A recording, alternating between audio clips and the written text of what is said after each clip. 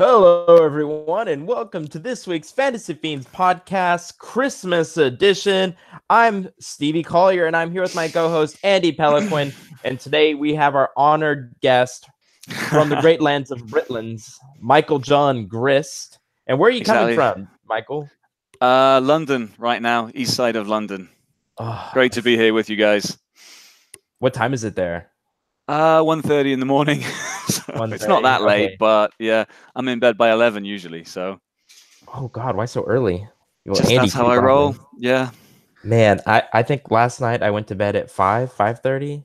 So no, that's. Is... I mean, I can't imagine that. No, I haven't done that since for like 10 years ago. So. Yeah, it's the Christmas time's been crazy for me with the family and writing, and I have another job that I do with my dad, so it's just trying to juggle everything with all the sales that we've been making. So I've been staying up really late to get all my work done. So what work are you doing until 5? Writing? Usually writing. Right now it's editing. So that's what I've been doing. Okay. Editing and answering emails. That's a big one too. I didn't realize you're getting a lot of emails. Wow, a lot of fans, huh? That's good. I wish it were fans. I wish so. So yeah, it's all the hate mail. It's all for me. Anti-fans. Okay. Andy creates a bunch of Gmails and just email me. Yeah. That's how you know it's true love. Now, I am at my absolute worst late at night when it comes to writing. Like a couple of times this year, you know, my wife's been off doing something evening-ish with her sisters or friends and stuff. So I'll stay up and I'll have like a cup of coffee to write from 7 to 9 or 9 to 11 or something like that. But for the most part, I am asleep by 11 because I'm up at 6. 6 is early in the morning is when I do my best writing. Oh God. Yeah, I don't. I pretty much write in the afternoon. I can't do late at night. I used to do early morning back when I had weird shifts. When I lived in Japan, I'd start work at 11 a.m. So I'd wake up and I'd write then. But these days, I write on my lunch break. I write when I get home. 5 a.m. Wow, that's hardcore. I couldn't focus at that time. Oh wait, my 5 a.m. Yeah. No. Well, that's whenever I'm like having my own, like, so when I wake up, it's instant work time. And then when I get done late in the night, that's when I allow myself to do something fun. I usually play World of Warcraft or I'm with the girlfriend. But anyway, my schedule is so jacked up. Like, it's been a problem. Andy knows this since I've met him. It's just terrible, really unhealthy even. Yeah, but if you got to write when you get the time, right? So... It's true. So, wait, you lived in Japan? Yeah. For 10 years, really long time. Wow. So you speak Japanese? Yeah, I do somewhat. You want me to speak a little bit? Yes, please. Konnichiwa, genki desu ka? God, it's so confusing now because I'm studying Korean and I get mixed up. So I wanted to start speaking Korean then as well. Michael Imnida. And now I'm thinking French. You put me on the spot. It's the same for me. It's at high school, you know, je m'appelle Mike. It's the basic stuff comes back to you at a moment like this. So yeah. So I lived in Japan until I was 14. No way. Yeah. Okay. In Chiba-ken, south of Tokyo. No way. Okay. Yeah. Well, I was in Tokyo, so I went to Chiba sometimes. Nice. Yeah. So I learned about 50-60% of Japanese, as much as I needed to get around, and then living in Mexico, learning Spanish, every time I try to think in Japanese, I start thinking in Spanish. Okay. So it's nearly impossible. So there's my sister-in-law, she takes in exchange students and she like boards them for local schools. And every time I see the student is Japanese, I'm like, oh, I remember some new phrase. Yeah. What were you doing in Japan until 14? Your parents were military or missionary? Okay, those are kind of the only two options. Pretty much, yeah, or maybe they were in tech or something. But that's true. That's true. Now, so cool. We can talk about all of your adventures in Japan because that's kind of what today's topic is about. But first, Stevie likes to do a thing where we talk about something cool that happens for the week, and because he's so sleepy, he totally forgot about it. So, Stevie, tell us about something cool that happened to you this week. So really easy. This is easy for me. I got 5 drafts back from my cover artist. And I was just blown away. So I remember getting my first draft for the cover of the 4 territories, 5th territory, and Spawn of an Assassin, and they were really good. But I mean, this guy just like his drafts, in my opinion, were almost as good as my final products for the Dark Assassin series. So I was like, dude, I'll pay you for these right now. That's how good they were. And I'm just like, he spent so much time on these without even getting paid first.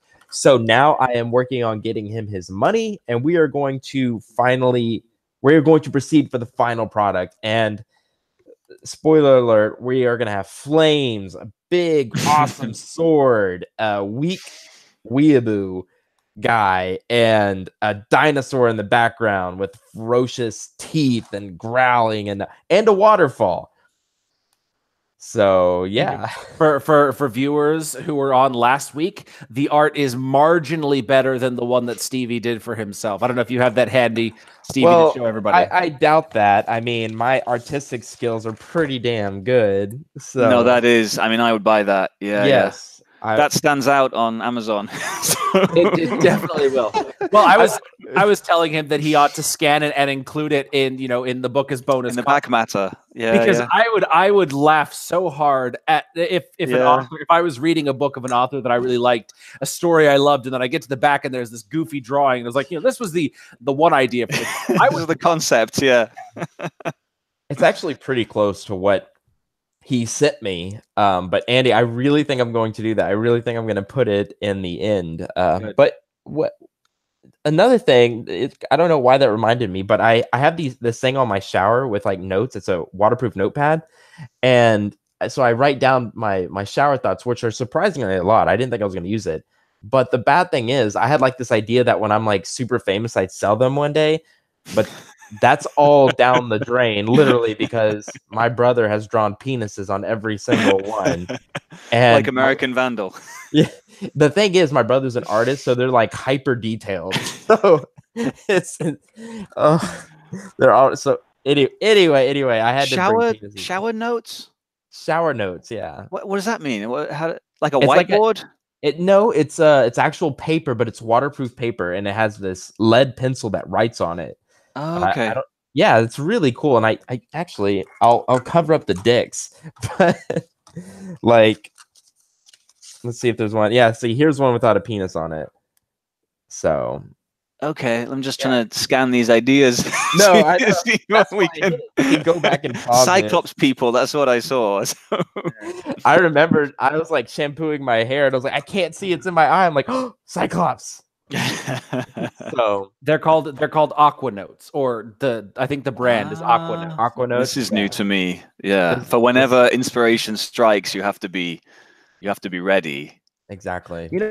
For me, it's rarely in the shower. It's almost always when I'm trying to sleep. Like last night, I'm trying to sleep. I finished watching my TV show, close the computer, try to go to sleep, and it's just like bing, bing, idea after idea. So it's like I get up, type it down on my phone, email it to myself, go to sleep. Again, another one. I did like 3 times, and last night that was easy. I got off easy with just those 3, and I was like, no, stop. It's just it always happens like that. I'm the same way. Right before I go to bed, normally it often happens after I've finished or I'm finishing a book and I want to take a break. I don't want to think about like the next one in the series, but then the ideas start popping. Oh, damn it, I got to start writing these down now. So you want to sleep, but it pops up and you can't take a break. So it is the worst and the best, because it's so effortless in that sense. You sort of train. Your brain is working. Yeah, you train it to do that. It's always mulling around in the back of your head until it just needs to come out, and then it's there. I was talking with Stevie earlier about this. So my Hero of Darkness series, I wrote the 6 books intending to finish it there, and then it turned out that after book 6, there was so much more that I had to get into to really finish the story, to do the subject justice. So I was like, okay, I know that I'm going to go back to writing them at some point, but I had sort of written myself into a complicated situation that I had no idea how to figure out, which, is I do all the time and I always figure it out. And now, as I'm finishing the 5th and final book of this other spin-off sequel series, the characters literally today, the 3rd to last chapter, the character solved the problem. Or, they found the thing that will solve that huge world-shattering problem. in, you know, book 14 or 15 of the Hero of Darkness series. And so but it wasn't you, it was the character. Well, it was just sort of like the setting, the, you know, the drama, the tension that I was going for, the ambiance, the pictures I was trying to paint, just all of it came together in sort of this perfect storm that I was totally not expecting. And then once I saw what I was doing, what sort of the creative part of my brain was doing, it just sent a chill down my spine, because I had not gone into that with such a big idea, but it just presented itself. And now I can't think of any other solution. It just fits. It's beautiful when that happens. It works out that way, right? And it took you how many books? 15 books? Not 15 books. It really only took 5 books to figure it out. 5 books, right? But I didn't realize you'd written 5 books on top of the Hero of Darkness series, because I was following your quick release. We mentioned each other in our newsletters around that time, and I was amazed to see your launch and how everything went. And I guess this podcast is not the place to talk about that, but amazing stuff. And I guess it's just carried on with this fast release that you've had going on since then. Well, so the last book in what I had written released in November, and I knew that I wanted to put out sort of the spin-off sequel. It's a YA, not YA, it's YA protagonists. They're all 16, 17. And I knew I wanted to release that fairly shortly afterwards. So before, like, the book started launching in May, the Hero of Darkness series, and by July, I started work on the first book in this new series. So like I've written about 5 books in 5 months. I've written this series very quickly. And you were sitting on the 5, waiting for the other ones to finish releasing. No, the series released. It finished releasing, but I wanted to do launch the 5 as a fast releasing. Then, yeah, exactly. So it's going to be basically between January and April, and then there's the novella, the prequel novella that will release as part of the series. You know, it'll be an origins novel, but I'll tack it onto the end of the series, and that'll come out in May, and that's the end of the series. But then, knowing what I know now, I know it's like there's this feeling that I have to go back and write more of the Hero of Darkness series, just because I know how to end it. Okay, yeah. I wonder how it feels to sit on 5 books. Like, aren't you itching? You must be itching to get them out there. And to talk about it, you know, to talk about the things that I've had so much fun writing. You know, it's characters that people who read my stuff, they're familiar with, and you know, situations, concepts, you know, magic, all of that kind of stuff that they're all familiar with from the Hero of Darkness and the Queen of Thieves series. So just sitting on them, not being able to tell them anything, you know, other than the snippets, it's so nerve-wracking. And so it's going to be so wonderful to finally be able to do that, because I love talking with people about my stories, you know, about getting into the weird and wonderful things that we create. And well, what sort of awesome news do you have for us this week, Michael? What I've been working on. Well, I just had the second book in my epic fantasy series come out as an audiobook. So that's this book here. Congratulations. Podium are publishing them. And this one came out in something like July, and then this one's just come out 2 days ago. So I hope they're going to do a big push. I've got a international book barb on this book coming out in January. So that's my end of it. I'm going to push the series with that, and then try and leverage the international one into the American one, which is the one we all want, which is the best one. And another news, a different genre that I've started working on is thrillers, straight thrillers in the real world. And I've written 2 now, so I'm sitting on 2 books, and I'm aiming to get 3. And when the 3 are ready, I'll put them out quick release, really inspired by Andy, as well as it sort of seems to be a good thing to do generally. But seeing your results with that, I thought, go for it, especially into a new genre. But at the same time, I'm actually submitting book 1 to agents to see if I can get a good deal. If they can get me a good deal for paper distribution, I might go for it and, you know, forego indie for that. But we'll see. That's really cool. That's cool. And so when do we get the 3rd book in it's called Saint Ignifer? Is that how you pronounce it? Yeah, sure. Saint Ignifer. Yeah. The 3rd one's not written. So it could be, I don't know, 6 months, 9 months from now. It's on the schedule. I want to finish the 3rd book in the thriller series so I can put those out. And then pretty much the 3rd in this series will be next. and it takes me about 3 to 4 months to turn around a book. So that's awesome. So for those of you who are listening to the podcast and not watching it, go check out Michael John Grist's book on Amazon, because when I was doing research into the Hero of Darkness launch, I found his books, and I actually copied the link and I sent it to my cover artist and said, this is one of the books that I want you to emulate. You, Kelcade, and Kelcade. Those were the three covers that I was like, so these are badass assassins. Do something like this. That's how yours has served you very well. So, and yours are lovely covers. A whole series with is it? You wrote about this. Is it the same model or different models? I think one or two of them might have a different face. Right. Yeah. But they're close enough that you won't notice. Now I have to go look.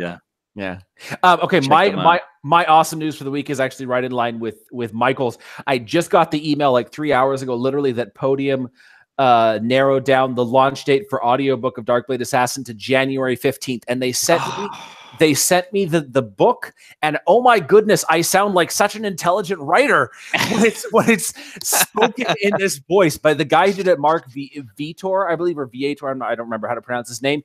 He did such an amazing job of it. He does the voice of the hunter just so good, and Soul Hunger, the dagger, and all of the characters. I was just blown away. I was like, man, I am so much better of a writer than I think I am because of this guy. He brought it out. Yeah, exactly. So I can't really stand to hear my own story all the way through, because I've read and reread and gone over it so many times. But it was such an amazing feeling to hear him bring it to life. I'm so excited for these 7 audiobooks. They're doing all 7 of them. Wow. And it's going to be like 4 to 6 weeks apart for all of them. Right. So it's fast release for the audio as well, man. Yeah. Yeah. That's sort of the benefit of having all of the books out quickly, is then, you can, like, I'm thinking of doing that with the new series, The Heirs of Destiny. I will obviously shoot it to Podium, but maybe try some of the other narrators, the production companies, see if they're interested in it, or, what sort of what I can find. And hopefully, with a rapid release, I'll be able to say, look, good results, give it a try.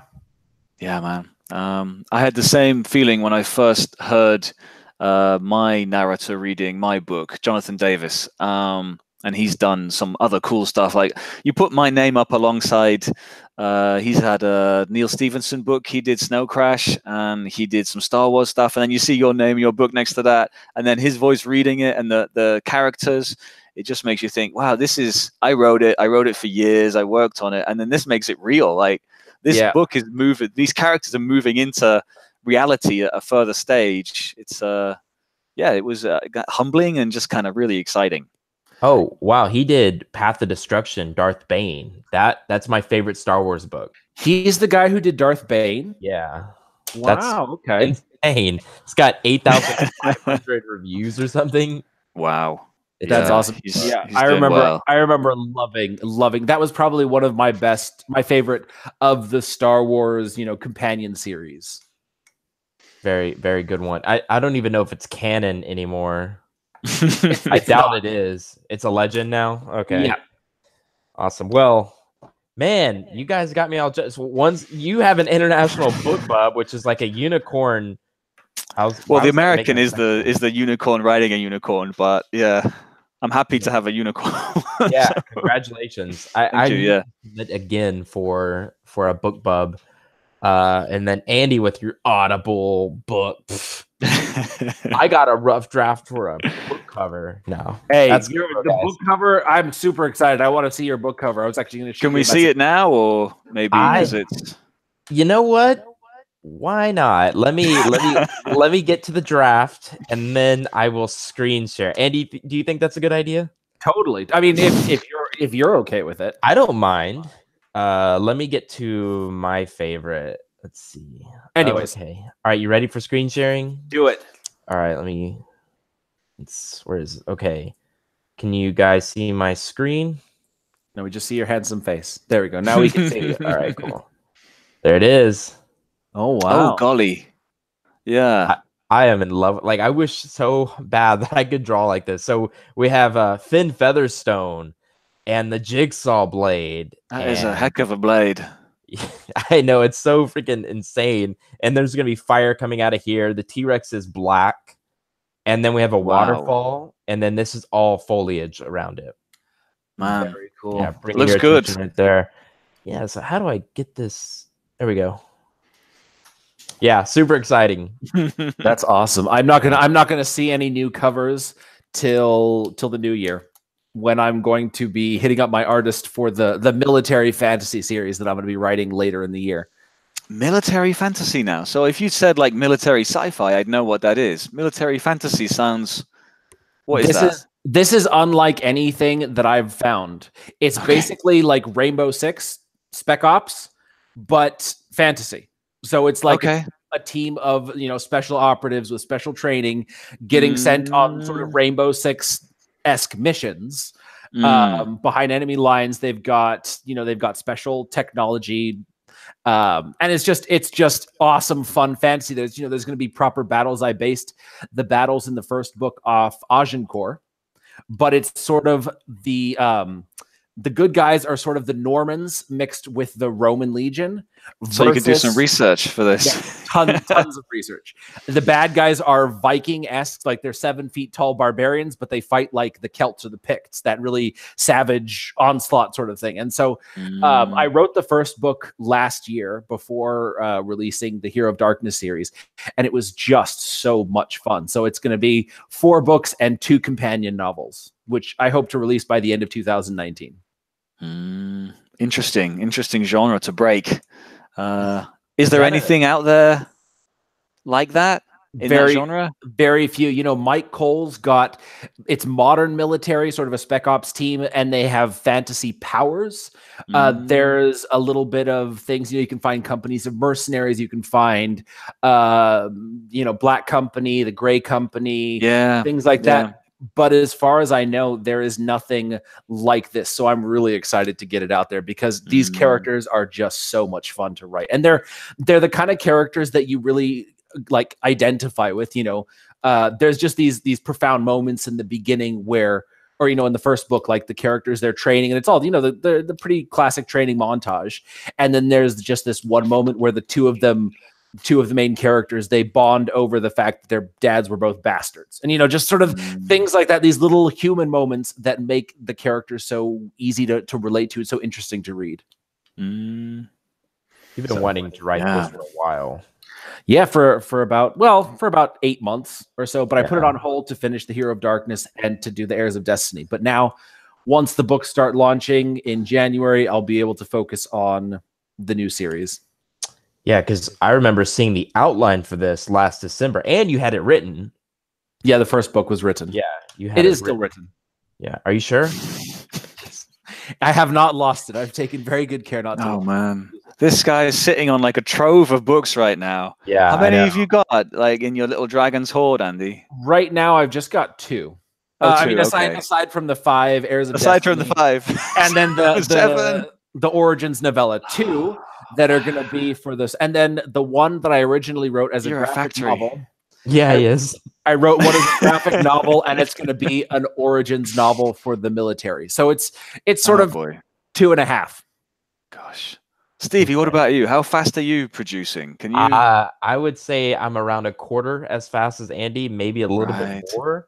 But I only write 4,000 words now. But we're training my brother to do a lot of what I do in mine and my dad's business.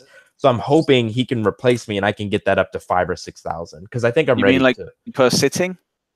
5,000 or 6,000 like per day, or per day? Yeah. Oh, yeah. Every day? Yes. Right now I write 4,000 words a day, which is nothing compared to what some other authors do, especially Andy.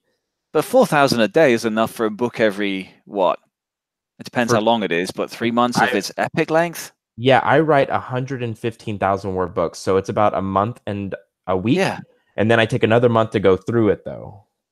And then I get it back in a week. Yeah, it's about a month and 3 weeks all around to get one book. So yeah, are you maintaining that pace then? Because that's like five books a year. Yes, I am definitely. Or even 6. Yeah. Yes, and Wow. I'm Okay. just, So you both producing way faster than me then. oh, I don't mean to talk. I'm just really disappointed with No, my it's pace good. right now. I'm You just want to go faster? a lot faster. I at least want to get halfway where Andy is right now. That would be good for me. Maybe a little bit more than halfway. Well, you got to go until 6 a.m. or 7 a.m. This 5 a.m. is not cutting it, Yes, Stevie. You you're got just to not working hard enough. I got to push it to 7 a.m. and just sleep stop. 30 minutes and then Stop pooping too. Just throw all that out the window. Back, just put a bucket by my chair. All right. under the chair. Yeah. Under the chair. Put a hole in the chair. Yeah. More efficient. So I don't know why I had to make this gross. Andy, why'd you make this gross? Yeah, it's not the Fantasy Fiends podcast if Stevie doesn't bring up poop or penises, or he did both in this one. So it's the year-end episode. He censored the penises, but hopefully he'll did. censor the poop as well. I put my thumb over the hyper detailed penises. All right. We should probably move on to the topic of the week, or else we're never going to have time for everything. We're just having too much fun. Yeah, Michael, stop talking about dicks. Sorry, Come it's all on. me. You're right. Oh wait, real quick. Why did you go to Japan? Just real quick. I'm just wondering. Adventure, have an interesting life, and do those things in order to be a better writer. So And a lot of my life choices. No, I was single then. Yeah, a lot of those choices were about trying to fill myself up with interesting stuff, just experiences that other people weren't having, and hoping that would, flow through into my writing at some point. That's awesome. So you knew you were going to be a writer, like before you went to Japan, before you embarked on these adventures, you knew. Well, yeah, pretty much. That was always. It was hard. It's hard now. It's hard 20 years ago, 30 years ago to say my career is going to be a writer, because there was no real self-publishing back then. Yeah. So it was always like a distant dream, but that's what I wanted to do. So I just sort of aimed a lot of life choices, as well as just trying to be, have an interesting time at things like that. But I wasn't making choices like this will be good for a career in whatever. It's going to make me a lot of money or something. I studied psychology at uni with no plans to go into psychology, just because I thought it would be interesting for learning about the brain and how it works and how characters work, how people work. Yeah. I wholeheartedly agree with that. That's commitment. Andy, do you want to explain today's topic? Well, the today's topic is all about finding the adventure in real life. Like John says, Michael, he said he went to Japan looking for adventure. And, I'm writing this story, and it's in a city built into a mountain. So, there's sort of a little bit of the rock city of Petra, in Jordan. But then I was looking at pictures of the Grand Canyon, and in the Grand Canyon, they've got the super red rocks that are classic, Grand Canyon, but then they're sort of threaded through with different colors. You've got gold, you've got black, you've got purple, blue, you got all sorts of things. And it was just like that just sparked an idea. Or someone was talking about they went to the Salar de Uyuni in Bolivia, I think, in South America. It's this massive salt flats, and it sparked an idea for a story for me. And just so it's amazing how many adventures there are in life, and how many ways they can spark some idea that we translate into our stories. Like, Michael, what sort of adventures in Japan led to ideas for your story? So I was 10 years in Japan. The first 4 years was living, existing, learning about the culture that I was within. And I think that, not in an exactly specific way, but in kind of just a generally absorbing this diversity, made for changes in my brain. And a lot of what I write about, even in these fantasy books, is kind of diversity and the multi-ethnic world of this fantasy city is hundreds of different castes. And you're talking about different races. So you got your stone race, you got your race that looks like moles, the molemen. You got blue people. You got people who look like cactuses. You got insect people. Yeah, you got your butterfly people and your moth people, and they're all the sort of center of the story is that they're all at loggerheads with each other. And wait, these are real. These are in your book. Yeah. There's loads of them. The cactus people. Yeah, they don't play a big role in the first book, but they're more in the second book. I can already tell you they're my favorite. What is that? I never cactusi they're called, and I guess they just have spiny skin and yeah, there's certain desert type of people. There's not a lot of detail on them actually, but there's more on the. I picture them in pots, and then like their cactus hands hold the pot, and they hop from place to place. And like I didn't do that, but that could be something. Sort of baby Grooting it. Yeah, pretty much. Exactly. See, in my books, I do stuff like that. I make horrible decisions with like characters like that just because it's funny, and I want readers to be like, "What the hell is this?" You know, and I like that was so unique. It just caught my attention. If I were reading your book and I saw that, I would be like, "Okay, I don't think any fantasy author has ever made a cactus person before." Am I wrong? Yeah. I don't know. Sorry, not to keep us held up on the cactus. No, it's okay. People, but that just took me off guard. But I love the idea of putting all these surreal, unbelievable. There's no way it makes sense. It's not traditional fantasy. Traditional fantasy is elves, orcs, this kind of stuff. So this is not traditional fantasy, weird fantasy, something. You put them together, but they look ridiculous, but they're real in the world. You make them feel real with what they want as characters. And that excited me so much. And then the goal to bring all these massively disparate people together sort of reflects things I'm interested in the real world as well. So. You know what filtered into my writing from my time in Japan? The sakura trees. I loved the sakura. I have memories cherry blossoms. Yeah, the cherry blossom trees. And I have memories of going to, I don't remember which park it is in Tokyo, but it's just this massive avenue, kilometers long, lined with cherry blossom trees. And so during the sakura season, which is around Easter weekend, give or take, it's just lined with pink and white, and so it looks like the petals start falling. It looks like a carpet of pink snow, and it's just such a breathtaking thing. And so I wrote that into my story. The character, he's the hunter, half demon assassin with a cursed dagger who kills people without hesitation. He likes the smell of the trees. He likes looking at them. It's just this human thing, and I love that. It's just. That was probably the thing that stuck with me the most from Japan, even though there's very little of the Japanese culture in my writing right now. Just taking away that memory of marveling at the beauty of these trees that are very unique to Japan in so many ways. It's one thing that sort of stuck with me, and I had to put it into my story. Yeah, no, those things are truly beautiful. Yeah. Tell me if I'm saying this right. Sakura wa daisuki desu. Sounds good. Is it wa ga, or I'm pretty sure it's wa. It's probably wa, but I never understood the wa ga distinction. It's articles. Yeah. No matter how much I study wa and ga, I always get them mixed up. So what my plan is, I'm just gonna memorize sentences. Yes. Yeah. So you're studying Japanese.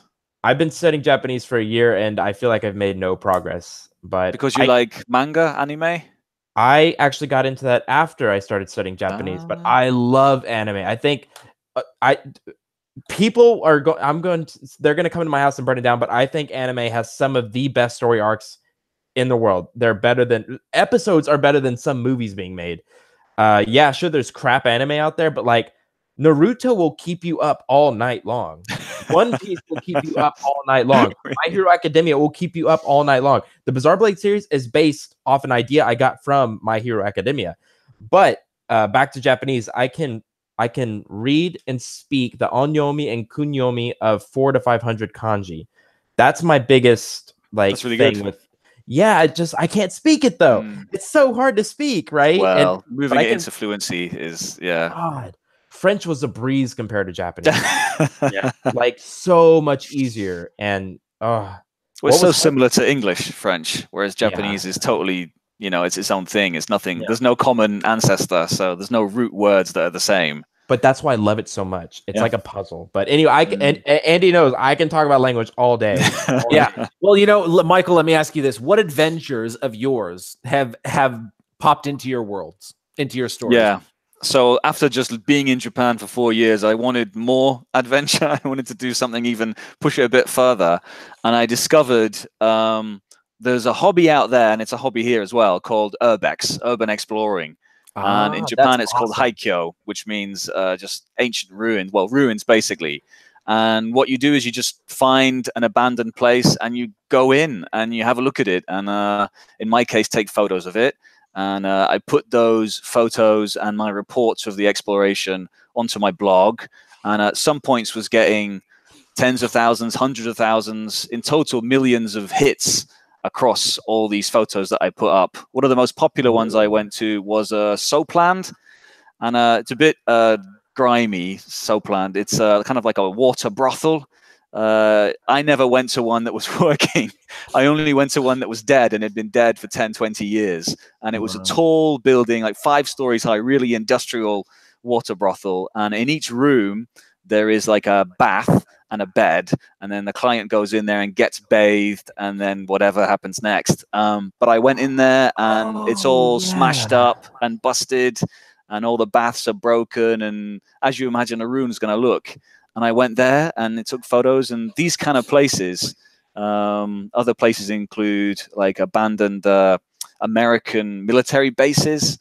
They're all still on my website, and the American military bases get the most comments even today. I went there like 10 years ago, and you're talking about bases that were abandoned 50 years ago, 60 years ago. So they're absolutely throttled with ivy and overgrown, trees growing up in the middle, graffiti from local kids, vandalism, not much left, but still you can find one of the bases I went to is in the floor in a sort of signals tower area. It's absolutely full of all these amazing schematics, like military tech, I guess, from 50 years ago. And you're not really supposed to go in there. Obviously, it's trespassing. Definitely. And, wow, that's why you look so familiar. I remember you from that water brothel. I was working in room number 9. Yeah. I wasn't a prostitute. I was cleaning the tubs, actually. Okay, yeah, descaling, yeah. Yeah, but actually, it's so weird that we crossed paths. Yeah, you probably know. Oh, God, I gotta keep TV. Anyway. Flashback, yeah. TV, what about you? What adventures that you've had in your life have filtered into your book? So, that's so weird that we're talking about this today, because I was doing the dishes last night, and I don't know why. I had a nightmare last night. I had 2 nightmares, right? And it was just me going back to sleep and then going right back into the same dream. Anyway, so I woke up feeling really grateful for what I had. And I remembered as a kid, my parents didn't have hardly any money. I remember A and I would go to garage sales, and we'd get like $1 toys, and we would just go crazy over it. But one day when I was like 6 or 7, my dad got ownership of a company because he was working his ass off, right? And all of a sudden, this money, toys started coming in, and I just remember not being a spoiled child, but being super grateful that I got these. And I've always been that way, just very grateful. I've never felt like these are mine, I deserve these. Just really grateful. I don't know why I was thinking about that today, but I will say to that point, I was a good kid. Yeah, I was a little shit, but in that way, I was a good kid. But here's the point of the story. After that point, my mom wanted to make A and I really cultured. A is my brother. That's his nickname. So we traveled everywhere. The only places we haven't been are the eastern side of the world, Asia, Russia. But I've been to Canada, Mexico, Iceland, France, Italy, Spain, England. By the way, I freaking love London. It's one of my favorite places in the world. And I was fortunate enough to have written the 4, or at least half of the 4 territories when I went to Europe. And I got to say, if you want to be a good author, you have to travel. You simply must travel. Surprisingly, I didn't get a lot of my ideas from the history that I learned, but just the things that I saw. In Lille, France, where I studied, I was on a cobble road, and it was so old that it was like dangerous. You could really break your ankle on this old, and it wasn't just a patch of road; it was huge. So I use a lot of cobble in my stories. Cobblestone castle. It's very kind of medieval, yeah. Yeah, and you can add really realistic stuff in the book. So I almost broke my damn ankle on this cobblestone road in Lille. So I make my character about break his ankle, and it adds a realistic sense to the story, because readers don't think about that stuff, and it makes it real. Sort of like, you have a horse, but it never craps or eats. I add that stuff into my story. But anyway, so long story short, TLDL. I took TLDL. Listen, too long didn't listen. I would say I took a lot of small pieces So like in London, I had a royal tea or a high tea, right? I had it in London and in British Columbia. And I swear to God, they have to get a wheelchair to wheel me out. I don't leave any food left behind on the trays. Right? Do you know what I'm talking about, Michael? Yeah, several tiers of cakes and sandwiches and stuff. Yeah. So I probably ate it all. Everybody's tea. Yeah, I eat eat it a lot all. of carbs, right? carbs and sugar. Yeah. You got to commit. And plus the caffeine, because I drink everybody's tea. So not only do I have to pee and now I have diabetes, but I added that into one of my stories too, right? I don't call high it tea. tea. Yeah, no, well, I don't call it a high tea, but I call it like a special dinner. But the food is brought out on these 3-tiered trays, and that's where I get my ideas, stuff like that. Terry Brooks says writers never quit their job. They're always looking, they're always observing, and they're always asking, how can I turn this into a story? And I'm going to shut up now, but what I want to say to other authors, people who want to be authors, look for the small things. It doesn't have to be the big castle, but the person screaming out on the toilet while he's having diarrhea. That's a good story idea. It's a good scene. You know, you get in a fight with somebody trying to take a picture of the Eiffel Tower. I don't know. Yeah, right. Absolutely. Details and the things that you've got and that you see that are different to what other people see is what, write what you know. And then obviously for fantasy, you can't really write what you know, because there are no, cactus skinned people. There are no moth people. But put in the stuff that we know, the cobblestones, and I always put ruins into all my books, and they're fantasy ruins now. So it's like the ruins of a standing circle, or the ruins, the kind of thing that you might not see in the real world ever. Bigger scale, crazier. But the places that I went to helped me see what those would look like and how it would be, and the feeling of it, the atmosphere. This you can get from travel. All kinds of different ways. And yeah, we should keep our eyes and ears open, right? Yeah. One new adventure that I just went on a couple of weeks ago. So I just moved to Canada in the middle of the year. And, this is my first time living in a country with real snow. In Japan, there's not a lot of snow in the south. There's snow way up north. But in the south, there's very little. So, I saw snow maybe 2 or 3 times in my life. But then coming here, we went to stay for the weekend at a cabin on a lake, and the lake was frozen and everything was snowy. And it was just like, I walked out onto the lake and it was utter silence. There was nothing around me. There was no cars nearby. My kids were shut up in the cabin, so they were quiet, And in the third or fourth novel of this military one, the characters are going to be trekking through this frozen wasteland. And I was like, all right, I've got to capture this feeling, the feelings that I've got right now. I had a scarf on, but my nose was cold. And I was worried that my feet were going to get wet from the snow. Or, my pants had to be tucked into my boots so the hem wouldn't get wet. Just these little tiny things that make it real. And it was, for someone who's never been in heavy snow before, it's almost impossible to write everything, but then each of these experiences, they feed into it in some new way that's going to make that, those 2 or 3 chapters, however many chapters that I write in the deep snow, it's going to make them all the more realistic. And it's going to make them so much more interesting to people who, especially, Canadians who live in snow all the time. They're like, oh yeah, I remember that. I couldn't take off my glove, not to check my phone, but to sharpen my sword because it was too freaking cold. Just things like that. You adapt it so it fits in the world you're writing. Exactly. That's a really good detail, actually. Yeah, it's you'd be surprised by how much those little details totally shape the story. Like I didn't even think about that, not sharpening the sword, until I just talked about it now. But then my characters are going to be walking in wet snow, so their weapons could rust. How are they going to deal with that?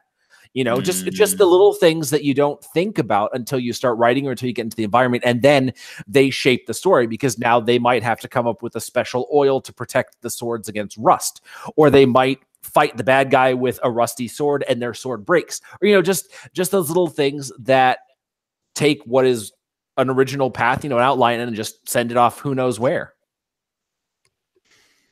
I forgot to mention, quick side note. For everybody listening, we are still doing the 12 days of Christmas gifts, right, Andy? Yes, we are. Yes, so either Christmas Day or the day before, Andy and I are going to pick 12 people out of our subscriber list, and you'll be getting a book of your choice from each of us. Sorry, just quick because I wanted that in the middle of the podcast rather than the very end. But anyway, Andy, do you think we should get to the reading? It's getting late. Yeah, for sure. Just for Rebecca said, giving the opposing army food poisoning is a good way to win a battle. I actually came up with a story where a siege, they think it's broken, and the losers, the people who are outside besieging them, they leave their carts. They're all poisoned with food and kill the people inside the castle because they're starving. They go out and get the food and they die. So I like that idea. That is great. It reminds me of how an idea of how the Black Plague started. Well, which was this army was trying to get into this this encampment. This, it's got walls around it, so they fling their dead bodies over the over into the castle to create this disease to infect. Yeah. I can't remember exactly. I was trying to think of a story, of a fantasy story, like a battle or a siege that I could write based on the 7 deadly sins. Right, just randomly, like that was 7. What was like that? Like the movie 7, yeah. Similar, but it's more like you never mention the 7 deadly sins, but when I craft it, it's like, so these people who eat the food because they're starving, gluttony, they die.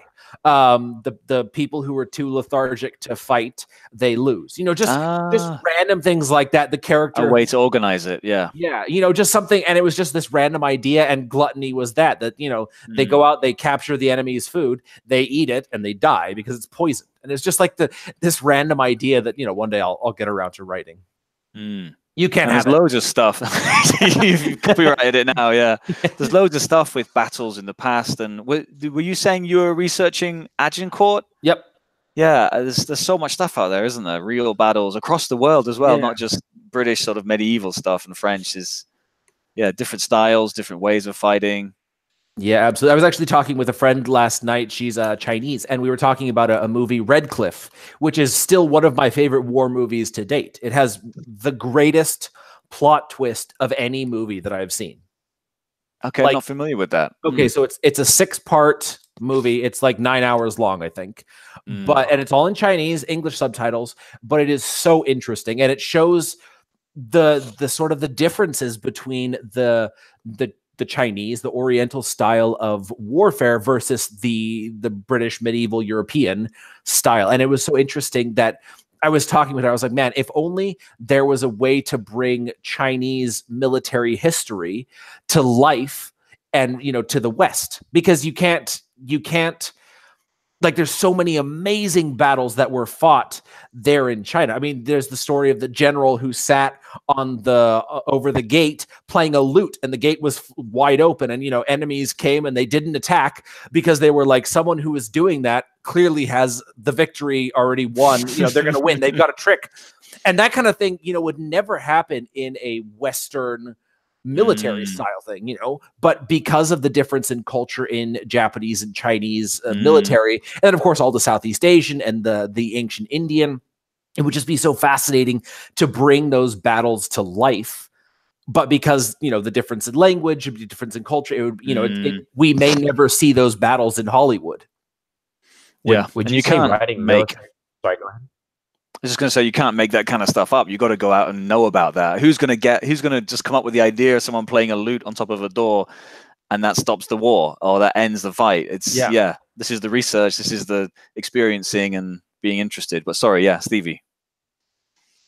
Oh, I was just going to ask Andy, how hard is it? Is it harder to write military fantasy than just regular adventure fantasy?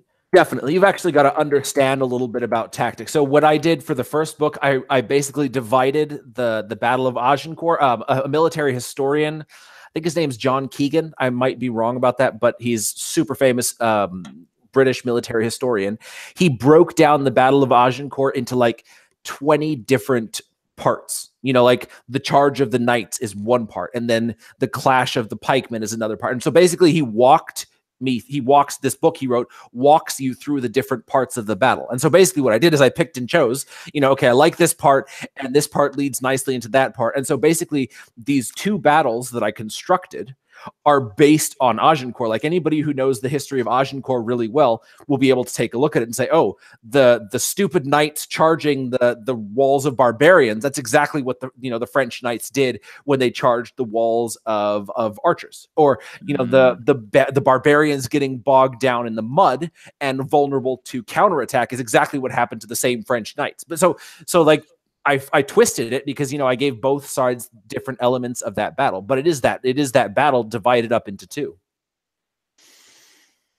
So it's awesome. Always so fascinating. And so like it takes a ton of research because you actually have to know, how far ahead the infantry could advance before the archers stop firing, or what sort of tactics you would use if you had both cavalry and infantry but no archers, or no siege weapons, and how you would take down a siege without siege weapons, and just all kinds of stuff. So it is a ton of research, very research intensive, but it is so much fun.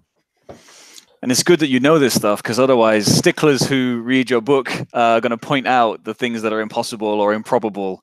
So you're sort of defending yourself against that as well.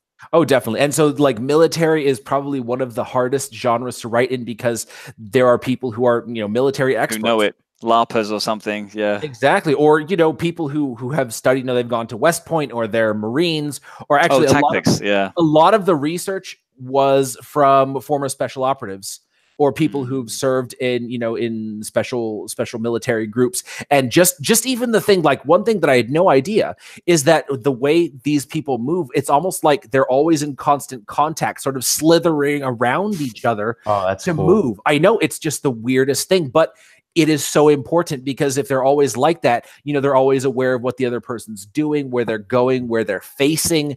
Like it's just, and these are just the little tiny details that unless you get them firsthand or you live them firsthand, you will never know them. I actually just did my first military research, but it wasn't on like tactics. It was on training, the deadliest pieces of training. And the one I found the most interesting was for the American snipers. What they do is to get their ghillie suits, they actually build them themselves. And then they go into swamps for days and just sitting in that horrible water. And it's not only to build the ghillie suit, but also to create mental fortitude, which I thought was fascinating. There's no way you'd get me in a nasty ass magnet swamp. There's no way. And that's another thing, is like it takes a special kind of person to become a special operative. Like, like it's not just the sort of person. Already takes a special person to become a professional soldier, but then to become a Marine, or to become Green Beret or Delta Force, or SEAL team, whatever it is, it's an even different kind of person, a whole nother level of mentality. And for someone like me, who sits comfortably in a chair, and their closest to military action is a rousing game of Risk.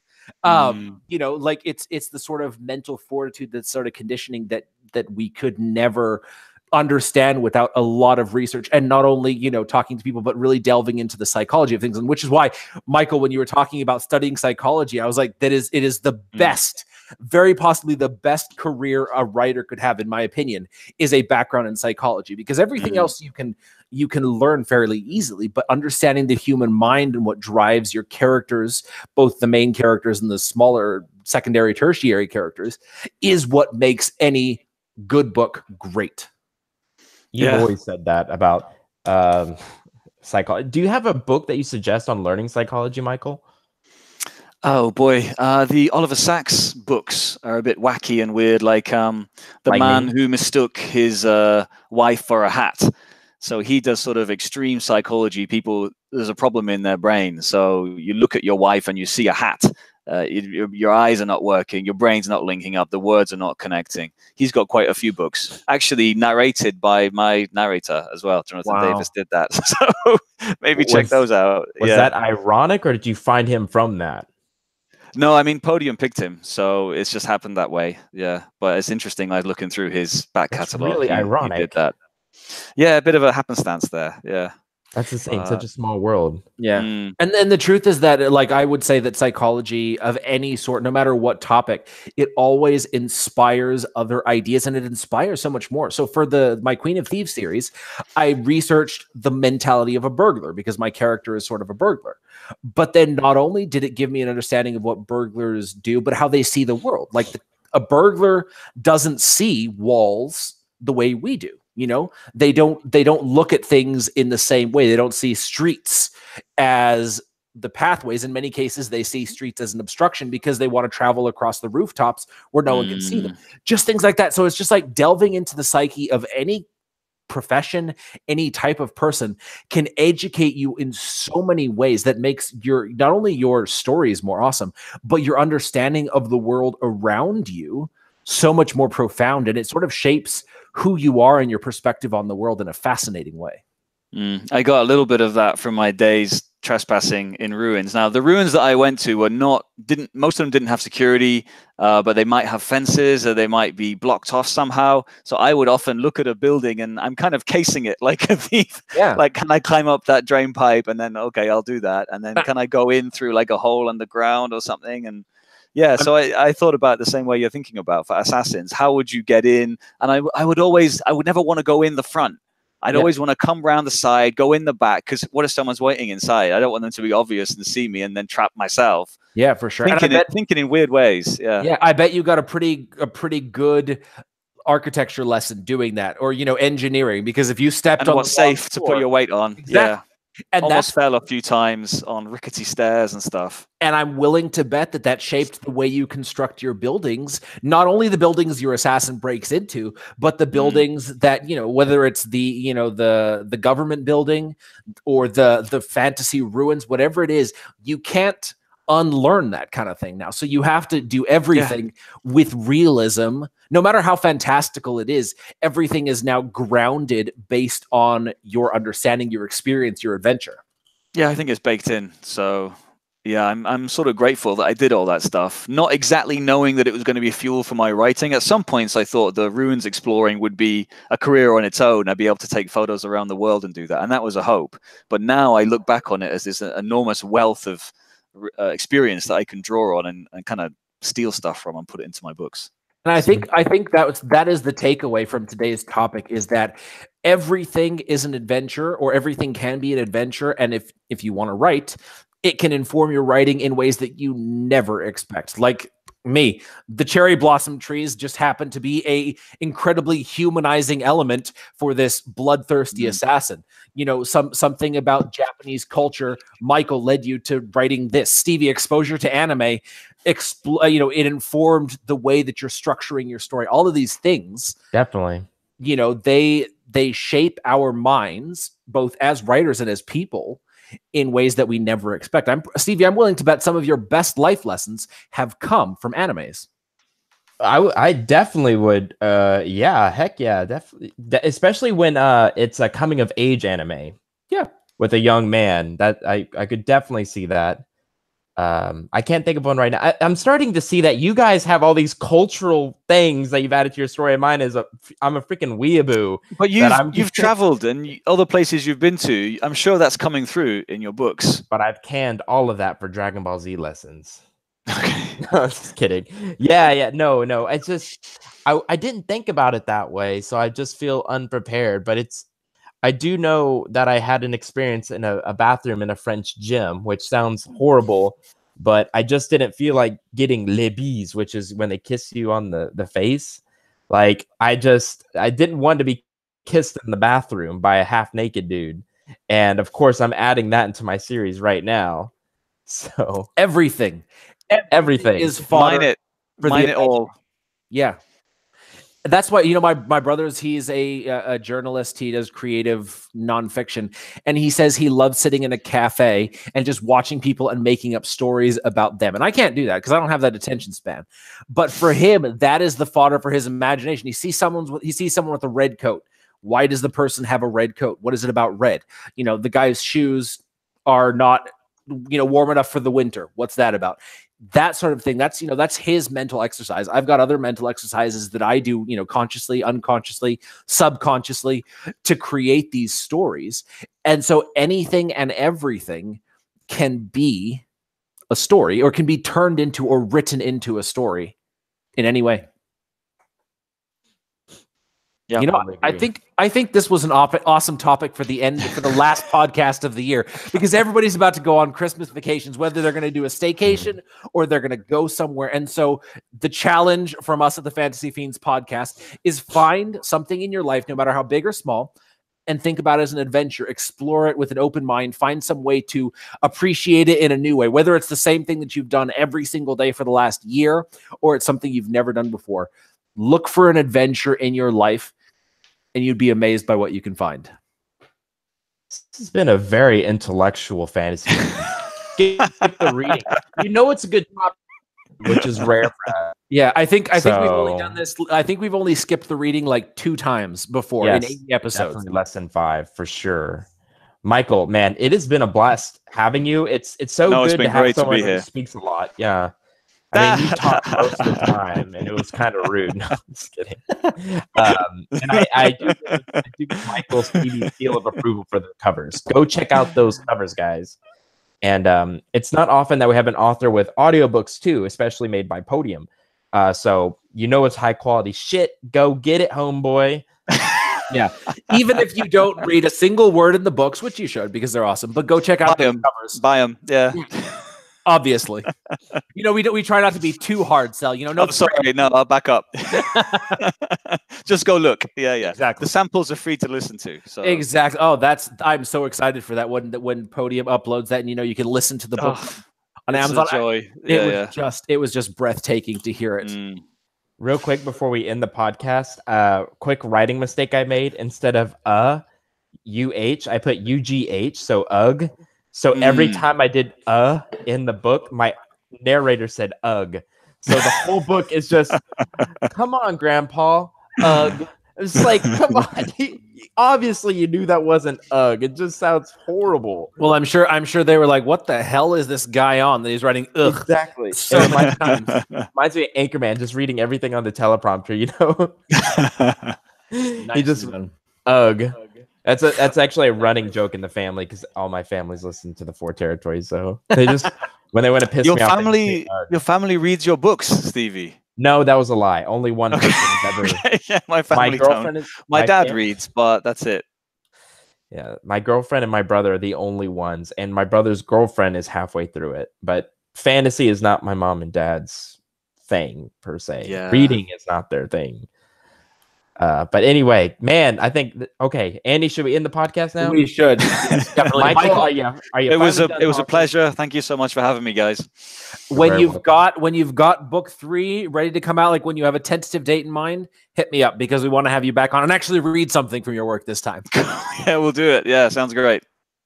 Awesome. Well, Michael, where can people find you? My website, michaeljohngrist.com. I've got a blog, stuff about my life, reviews, and my writing as well. So, and there's all my photos are on there as well. There's thousands of photos. You'll probably love scanning through the many posts about different kinds of ruins. So, you have hair in one of these pictures. I got a ponytail at times. Yeah. Hey, actually, I don't have my ponytail now, but I do have the little thingy right here. Well, you got a wealth of hair. Stop showing off. Oh, I don't have very much. My hair goes from my head to my butt, so I'm a very hairy man. Enjoy it while it lasts. Yeah, I have a ponytail hanging off my butt. Anyway, thank you everyone for watching the Fantasy Fiends Happy New Year. Happy New Year. I guess we're gonna go ahead and end this podcast. Yeah, remember, we will be back. 24th, 25th, 26th, thereabouts. We will be back before, to close off the 12 days of Christmas with the giveaways. We'll mention which subscribers get the freebies, how to get in touch with us to claim them, all of that good stuff. And then we are going to be taking a couple weeks off. Our first podcast is the second Thursday of January. We've got an amazing lineup for you guys with names like RJ Barker and David Dalglish and Michael J. Sullivan, and of course the great Stevie Collier coming on for more awesome Fantasy Fiend mischief next year. Yes, and before you leave, guys, I know there's 8 of you. Can you please hit that subscribe button? I'm doing the like button dance. Look at me. Look, I'm one of those cactus guys we were talking about. All right, I'll settle down. Guys, have a Merry Christmas, Happy Holidays, Happy Hanukkah. If you're a devil worshiper, get your ass in there and worship that devil. We love you all no matter what. And Andy, I've ruined this podcast so many times. You end it for the year. Good night.